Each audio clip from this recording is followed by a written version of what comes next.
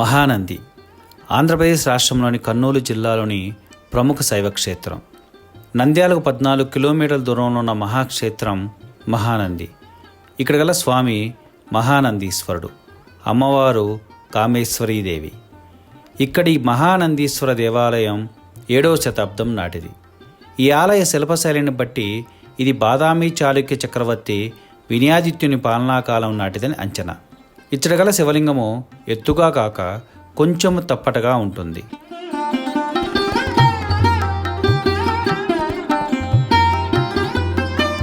పూర్వీకులు తెలిపిన కథానుసారం ప్రకారం ఒక ఋషి నల్లమల కొండల్లో చిన్న ఆశ్రమం ఏర్పాటు చేసుకొని కుటుంబంతో జీవించేవాడు. అతడు శిలాభక్షకుడై ఎల్లప్పుడూ తపోధ్యానంలో నిమగ్నమై ఉండేవాడు. ఆ మేరకు ఆయన అందరూ శిలాదుడు అని పిలిచేవారు.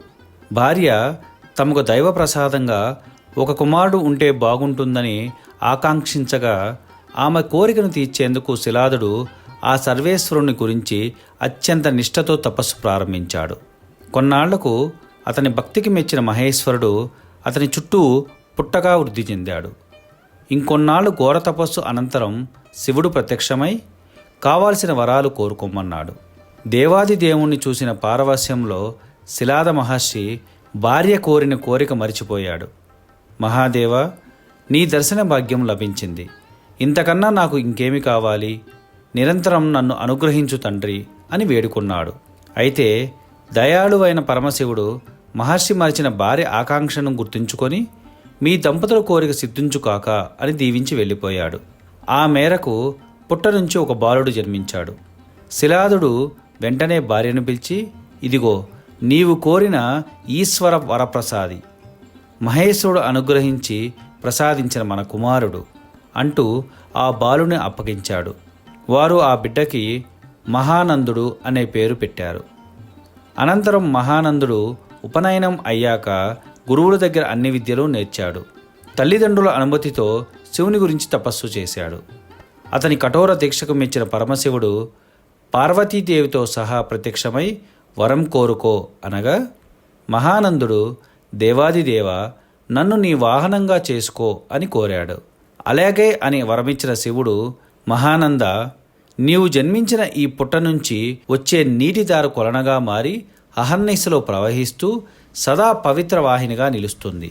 తాను ఇక్కడి నవనందుల్లో లింగరూపుడిగా ఉంటానని వరం అనుగ్రహించాడు.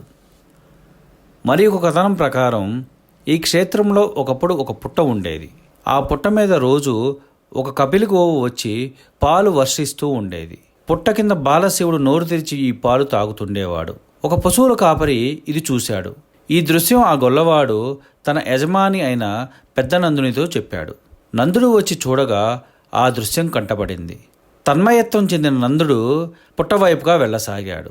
దానితో గోవు భయపడింది. ఆవు ఆ పుట్టను తొక్కి పక్కకు పోయింది. ఆ గిట్టలు ఆ పుట్ట మీద ముద్రితమైనవి. ఇవాల్టికి కూడా అవి మనం చూడవచ్చును. నందుడు చేసిన అపరాధానికి విచారించాడు. ఇష్టదైవమైన నందిని పూజించాడు. ఆవు తొక్కిన పుట్ట శిలాలింగం అయ్యేటట్లు నంది ప్రసాదించింది. గర్భాలయం ఎదుట పెద్ద నంది ఉంది. దాని ఎదుట చక్కటి పుష్కరిణి. ఈ రెండిటి వల్ల ఈ క్షేత్రానికి మహానంది తీర్థం అనే పేరు వచ్చింది. భైరవ జోష్యుల మహానందయ్య భార్య ఈ ఆలయ నిర్మాణానికి కారకురాలు. ఇక్కడ ఉన్న కామేశ్వరీదేవి ఎదుట ఉన్న శ్రీచక్రం శంకరాచార్యుల ప్రతిష్ట. ప్రధాన ఆలయానికి ఆలయ ముఖద్వారం గోపురానికి మధ్యలో ఉన్న పుష్కరిణిలోనికి స్వచ్ఛమైన నీరు సర్వవేళ్ల గోముఖ శిల నుండి ధారావాహకంగా వస్తుంటుంది. ప్రధాన ఆలయంలోని లింగం క్రింద భూమిలో 5 నీటి ఊటలు ఉన్నాయి. లింగం క్రింద నుండి నీరు ఊరుతూ ఉంటుంది. ఆ నీరు పుష్కరిణిలోనే బయటికి కనిపిస్తుంది. అందులోనికి వచ్చిన నీరు గోపురం ముందున్న 2 గుండాల ద్వారా బయటికి పారుతుంది. ఈ నీరు బయటకు ప్రవహించే మార్గాల అమరిక వలన పుష్కరిణిలో నీరు ఎల్లప్పుడూ ఒకే స్థాయిలో నిర్మలంగా పరిశుభ్రంగా ఉంటుంది. ఈ నీరు ఎంత స్వచ్ఛంగా ఉంటుందంటే నీటిపై కదలిక లేకుంటే నీరున్నట్టే తెలియదు. ఇక్కడ శివలింగం కింద నుంచి ఏడాది పొడవునా ఒకే స్థాయిలో స్వచ్ఛమైన ఔషధ గుణాలున్న నీటి ప్రవాహం కొనసాగుతుంటుంది. వేసవిలో చల్లగా, శీతాకాలంలో వెచ్చగా, వానాకాలాల్లోనూ మలినాలు లేకుండా తేటగా, సూది సైతం స్పష్టంగా కనబడే స్థాయి స్వచ్ఛతతో ఉండటం ఈ నీటి ప్రత్యేక లక్షణం. 5.5 అడుగుల లోతున్న కింద ఉన్న రూపాయి బిళ్ళ చాలా స్పష్టంగా కనబడుతుంది. ఆలయ ఆవరణలోని కొన్ని బావులున్నాయి. అన్నింటిలోనూ ఇలాంటి నీరే ఉంటుంది. ఈ నీటిని తీర్థంగా భక్తులు తీసుకెళతారు. ఈ మహానంది క్షేత్రంలో ఊరే నీరు సుమారు 3,000 ఎకరాలకు సాగునీరు అందజేస్తుంది. స్వామివారికి ముందు ఉండే గుండాన్ని రుద్రగుండం అని, బయట ఉండే 2 గుండాలను బ్రహ్మగుండము, విష్ణుగుండము అని అంటారు. మహాశివరాత్రి పుణ్యదినాన లింగోద్భవ సమయంలో అభిషేకము, కళ్యాణోత్సవము, రథోత్సవాలు జరుగుతాయి. కోదండ రామాలయం, కామేశ్వరీదేవి ఆలయం ఇతర దర్శనీయ స్థలాలు. ఈ క్షేత్రం 19వ శతాబ్ది తొలి భాగంలో కీకారణ్యంగా ఉండేది. 1830లో ఈ ప్రాంతానికి కాశీయాత్రలో భాగంగా వచ్చిన యాత్రా చరిత్రకారుడు ఏనుగుల వీరస్వామయ్య తన కాశీయాత్ర చరిత్రలో భాగంగా ఆ వివరాలు రాశారు. గుడి చుట్టూ సకల ఫల వృక్షాలు ఉండేవని, గుడి సమీపంలో ఒక గుడిసె కూడా ఉండేది కాదని అతని వ్రాతల వల్ల తెలుస్తుంది. అప్పట్లో అన్ని వస్తువులు బసవాపురం నుంచి తెచ్చుకోవాల్సి వచ్చేది. చివరికి నిప్పు దొరకడం కూడా ప్రయాసగానే ఉండేదని వ్రాశారు. రాత్రిపూట మనుషులు ఉండరని తెలిపారు. అర్చకునిగా తమిళుడు ఉండేవారని, వచ్చిన వారు తామే శివునికి అభిషేకం చేసి పూజించేందుకు అంగీకరించేవారని తెలిపారు. అర్చకుడు ప్రతిదినం ఉదయం తొలిజాముకు వచ్చి ఆలయ గర్భగుడి తెరిచేవారు. గోసాయిలు, బైరాగులు 2-3 రోజులు ఆ స్థలంలో ఉండి పునశ్చరణ చేసేవారు. మహానందికి 18 కిలోమీటర్ల పరిధిలో 9 నంది ఆలయాలు ఉన్నాయి. మహానంది, శివనంది, వినాయకనంది, సోమనంది, ప్రథమనంది, గరుడనంది, సూర్యనంది, కృష్ణనంది, నాగనంది. వీటన్నింటినీ కలిపి నవనందులు అంటారు. కార్తీక మాసంలో సోమవారం రోజున నంద్యాల చుట్టూ కొలువై ఉన్న నవనందుల దర్శనం జన్మజన్మల నుండి వెంటాడుతున్న పాప గ్రహ దోషాలన్నీ పటాపంచలు అవుతాయని పెద్దల నానుడి.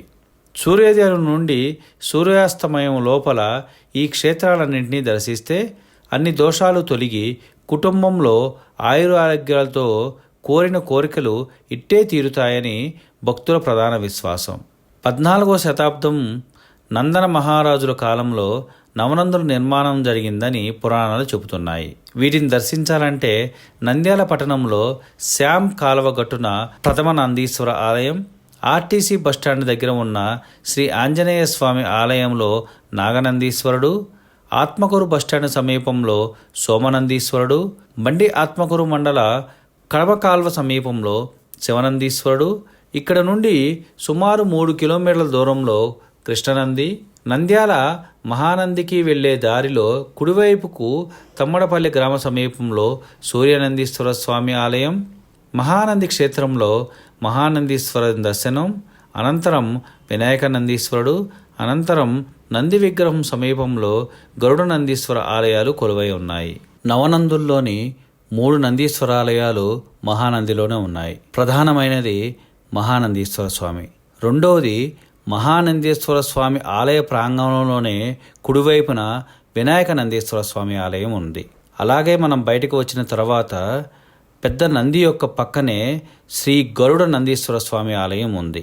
ఇవి తప్పకుండా మీరు దర్శించుకోండి.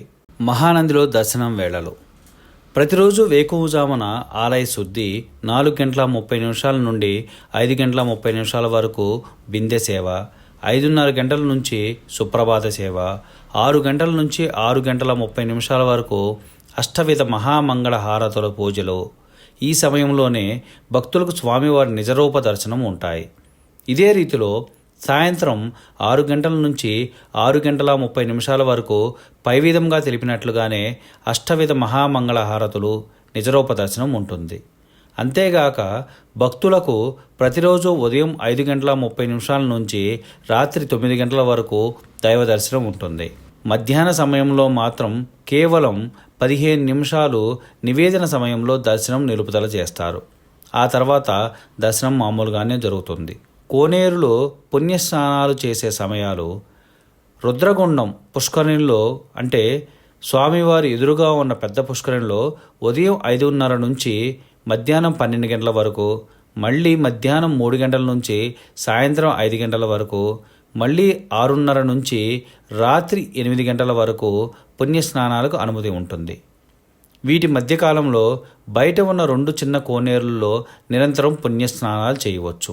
నంద్యాల నుండి మహానంది సుమారు 21 కిలోమీటర్లు. సమీప అంతర్జాతీయ విమానాశ్రయం హైదరాబాదులో ఉంది. ఇది దాదాపు 215 కిలోమీటర్ల దూరంలో ఉంటుంది. సమీప రైల్వే స్టేషన్ నంద్యాలలో ఉంది. ప్రతిరోజు ఆలయం తెరిచే సమయాలు ఉదయం 5:30 నుంచి రాత్రి 9 గంటల వరకు. ఈ వీడియో తర్వాత నవనందుల వీడియోలు పెడతాను, అవి తప్పకుండా వీక్షించండి. ఈ వీడియో కనుక మీకు నచ్చినట్టయితే లైక్ చేయండి, షేర్ చేయండి. మరిన్ని వీడియోల కోసం సబ్స్క్రైబ్ చేసుకోండి. నోటిఫికేషన్స్ కోసం బెల్ ఐకాన్ని ప్రెస్ చేయండి. ఓం నమః శివాయ.